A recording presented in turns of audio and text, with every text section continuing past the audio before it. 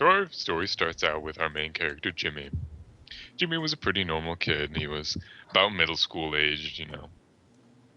So, on one particular morning, not really special, not a specific date, Jimmy got up and he started to get ready for school, got all his books together, had breakfast, said goodbye to his mom who was getting ready for work, went out, waited by the bus stop, got on the bus, went to school.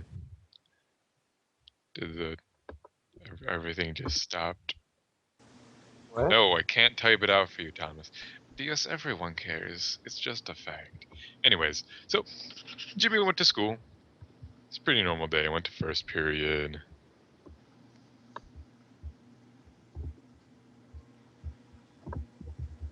Hello? Sorry, I had to talk to someone.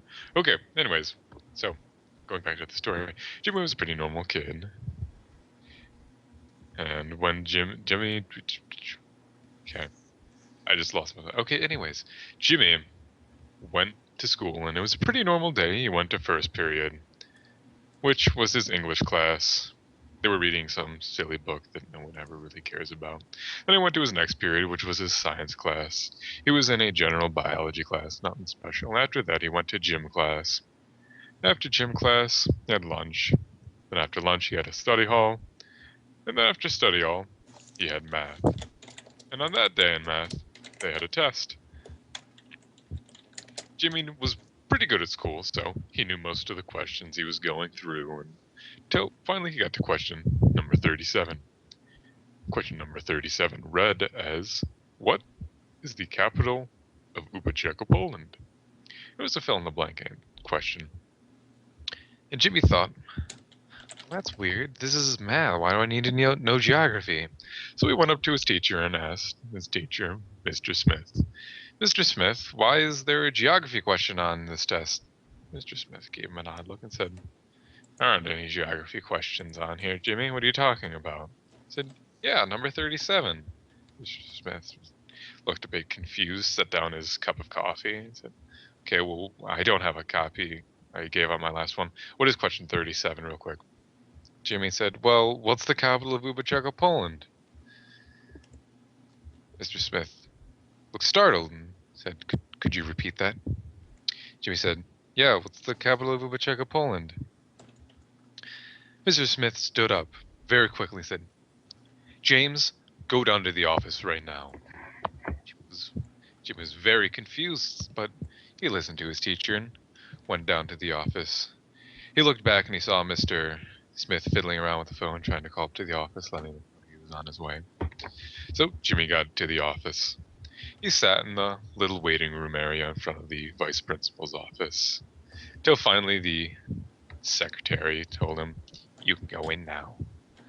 And so he went in. And there, sitting behind his desk, was Vice Principal Jones. Vice Principal Jones was a pretty cool guy, He's friendly with the students, not a complete jerk like other staff. Whatever, shut up. Anyways, so he asked Jimmy, you're a pretty good kid. You haven't been to my office previously.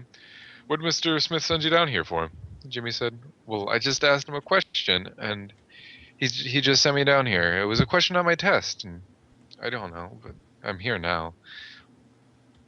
Mr. Jones sat back in his chair. He's like, oh, okay. Oh, well, what was the question?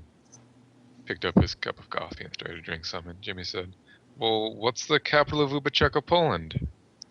Mr. Jones froze where he was, startled by what he heard from his young middle schooler.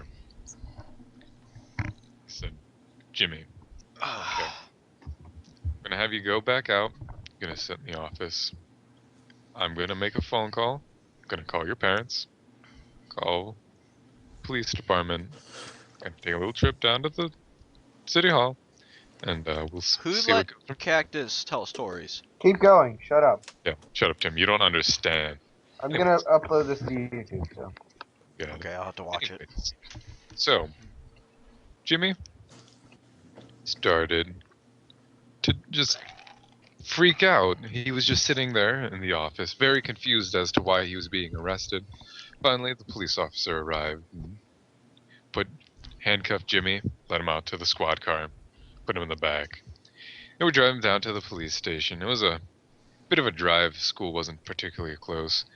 And the police officer was kind of making small talk with Jimmy, saying how it's a bit odd that they had called him up and asked him to drive him down, but he asked him. So they didn't really tell me, but why did I arrest you? They just said that you need to be brought downtown. And Jimmy said, well, I just asked a question that was on my test, and I don't know. And police officer was a bit confused. He was like, well, what kind of question was it? And Jimmy says, it's a geography question. Police officer says, well, what was it? Jimmy says, well, what's the capital of Ubaczechapoland? And Tim, you want to stop looking at that picture now? Yeah. Tim, mute your mic. Anyways, the police officer slams on the brakes, turns around. What'd you just say? Jimmy shouts out, what's the capital of Ubaczechapoland? The police officer says, you're getting deported. Because obviously police officers have the authority to do that. But Jimmy's getting deported. The country's on a bit of a tight budget, so they deported Jimmy by ship because it was a cheaper option than a plane ticket. But Jimmy got deported. His family saw him off at the docks. They all had their goodbyes. His parents were very distraught. His younger sister was kind of excited because that means she got his room. But other than that, it was a bit of a somber occasion. So Jimmy went out. They set sail. He waved goodbye to his family, not sure if he'd ever be able to see them again. But Jimmy was on the ship. He had been on there for a couple of days or so. The captain had been making his rounds, talking to people, asking them why they're on his ship. So he finally got to Jimmy and said, "Arr, why ye be on my ship, young boyo?" Jimmy says, "I'm getting deported." The captain was a bit taken aback. Most children aren't there to be deported, but he asked, what ye do to get deported, son? Jimmy says, I just asked a question. The captain said, And Jimmy explains to him what he had gone through, how he had asked a question in class, and then gone to the office, and then gotten arrested, and then deported. And the captain said, have you been around the world a couple times? I know your geography question, I reckon. And Jimmy says, well, alright, well, what's the capital of Ubaczechapoland? And the captain's face turns bright red. He starts swearing like a sailor. He tells him, get in that life raft and get into the water and never come back on me ship. So Jimmy is thrown into the life raft, set adrift to sea. So Jimmy is there, just floating there on the ocean, not sure what to do. He has a paddle, some food, and some water, and he's a bit in despair from all the things that have been happening. So he just kind of lay down in the bottom of the life raft. While he slept, a mysterious ocean current swept up his little life raft, and when he awoke, he could see in the distance on the horizon a small tropical island. And Jimmy thought, land, maybe they can help me there. So he gets his paddle, starts paddling for a little bit. It's not too terribly strong, so he has to stop periodically to let himself rest. But eventually he gets into the area where the tide will bring him in. So Jimmy finally gets to land, so exhausted he passes out on the beach. When he comes to, he's bound, surrounded by tribal people. They're all speaking some weird language that Jimmy's never heard. And he looks around, he just sees straw huts and people running around in loincloths with weird piercings and tattoos and spears. And he just thinks, oh God, what's gonna happen? And of course it turns out that these natives are cannibals. So they're getting Jimmy ready to be cooked and eaten. So they take him, put him over the fire. And as he's getting put over the fire.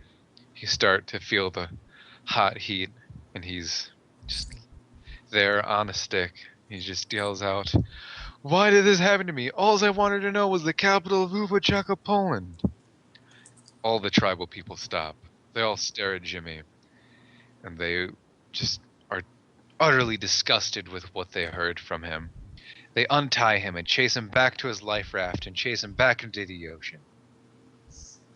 Jimmy's very distraught. He's just laying there in his life raft again, and he falls asleep because he's just been so exhausted. And while he sleeps, A mysterious ocean current picks him up again. And when he comes to, you can see in the distance land again. This time it's not that tropical island with the tribals. It looks something of a green, mountainous, temperate area. And he decides, well, maybe I can get help there. So he starts paddling, takes breaks again.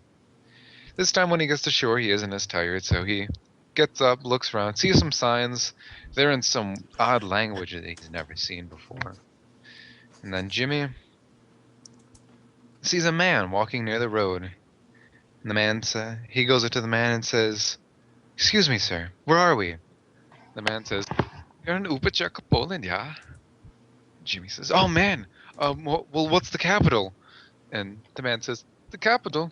That way down the road." And he points to his right. Jimmy says, "Oh, well, what's the name of the capital?" The man says, "Yeah, down the road." Jimmy says, "Oh, okay, thank you." So Jimmy goes and he follows the road. He sees signs. They're in some odd language, so he doesn't really understand, but they're given distances. It's in kilometers. Jimmy isn't really familiar with kilometers. But Jimmy finally gets to the outskirts of what seems to be a small village, and he sees a man gardening in his yard. And he goes up to the man and says, "Excuse me, sir, where is this the capital of Ubaczechapoland?" The man turns around and says, "Yeah, this is the capital." And Jimmy's a bit confused because it's the same man that he saw previously on the road, and that man had gone the opposite direction, but whatever. So Jimmy asks, "Well, what's the capital?" And the man said, "Yeah, this is the capital." Jimmy says, "Oh, well, is there someone who can tell me what the capital is?" And the man says, "Yeah, you can ask the king." Jimmy says, "Oh, would I be able to get a court with the king? Where is he?" And the man replies, "Yeah, the king, he lives in big house down the road, yeah?" Jimmy says, "Oh, okay, thank you." So Jimmy goes down the road, and he sees a very large, opulent house. And on the side of the mailbox, it says, "The king." So obviously it must be the king's house. So Jimmy goes in, knocks on the door. The door is opened by a guard. He goes in. There's a receptionist there, and Jimmy asks, "May I have a court with the king?" The woman says, "Yeah, you may have a court with the king. Come back at 4, yeah?" So Jimmy says, "Thank you very much." And then he goes off and he kind of goes and sees the sights of Poland's capitals. There aren't many, so he just goes bowling. So anyways, he goes back at 4, and he goes to his court with the king, and he goes in, and he goes into the room, and there's a rather large man with a beard who seems very regal in his manners. Jimmy says, "Excuse me, sir. I would like to know what the capital of Poland is, sir." And the king adjusts himself in his chair and he says, "This question is one I get very often. For me to tell you, you must do one thing for me." Jimmy says, "Yes, anything, please." The king says, "You must go across the street to the McDonald's and get me 4 Big Macs." And Jimmy says, okay. I don't have any money. How?" And the king says, I will give you money. Here, go, get me my Big Macs." So Jimmy goes, crosses the street, waits in line, kind of a communication error or barrier between him and the person at the counter. But he gets his full max. So he's gets outside the McDonald's, thinks, "Wow, finally gonna get to know the capital of Ubaczechapoland." Jimmy's just on cloud nine. He's just ecstatic. He gets to know. He starts to cross the street. He gets hit by a bus. The moral of the story is look both ways before you cross the street.